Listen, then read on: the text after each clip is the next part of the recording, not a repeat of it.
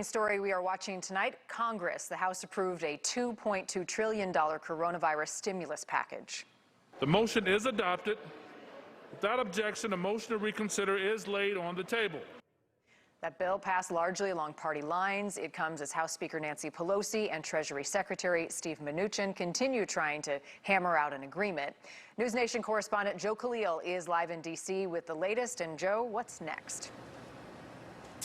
Well, I'll tell you what, this bill did pass, Marty, as you mentioned, but what's next is it's not going anywhere.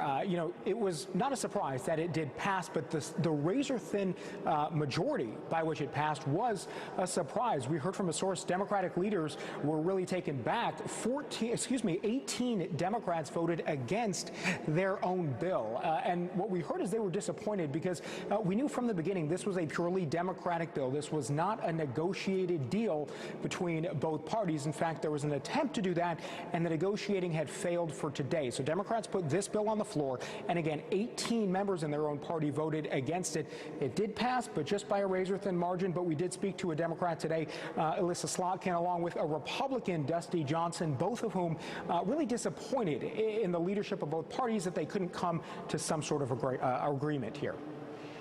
Which is fine as a negotiating tactic, but it doesn't put food on people's table until we have something that's bipartisan and that's signed by the president.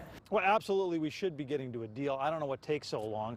I mean, 2 weeks ago, 50 of us, 25 Democrats and 25 Republicans, were able to come together and outline a relatively detailed plan about what a compromise package would look like. Now, earlier in the day, there was hope. Speaker Pelosi was negotiating with Secretary Steve Mnuchin, the Treasury Secretary, and they were hoping the White House and Democrats could come to some sort of arrangement.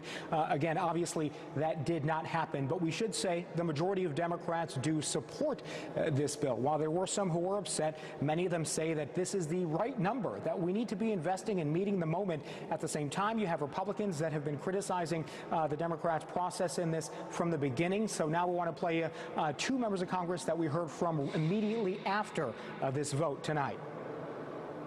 Some of these guys act like, no big deal. It is a big deal. It is a big deal. And in some parts of the country, we're seeing a surge. So, I mean, but they can go home and explain why they did nothing. I thought it was a strong sign that a bipartisan group of people said we don't want to give tax breaks to billionaires in New York. We want to help families and small businesses. Now, Speaker Pelosi did say that she's going to keep an open mind and be hopeful that she can continue to negotiate with the White House. That's going to be a little bit tougher, though, because next week the House is on recess and they're not going to be back until after Election Day. Reporting live tonight on Capitol Hill, Joe Khalil, NewsNation. All right, Joe, thank you. And we'd like to hear from you. What kind of help, if any, are you hoping the government can provide to you and your family and friends? Tell us what you think on social media or our app and website, newsnationnow.com.